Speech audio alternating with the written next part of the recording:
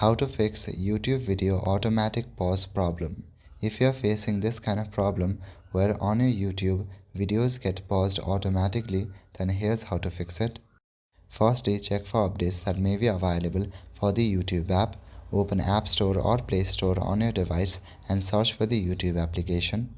If you see an update option available, then click on the update option to update your app. If there is no updates available, then go back to your home page and open Settings application. In Settings, open Wi-Fi. In Wi-Fi, make sure that you have a good internet connection. If your current network is lagging, then forget your current network and re-add the same network or a different one. Now go back to your previous page.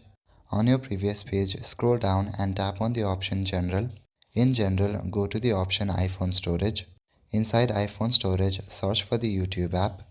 Now click on Offload app and again select the Offload app option. Now go back to your previous page. Go to the search bar at the very top and type in battery. Select the battery option. Sometimes your YouTube video might be pausing due to your battery issues, so make sure that you turn on the low power mode. Turn on the low power mode and see if that helps. So that is it for this video. I will see you in the next one. Thank you.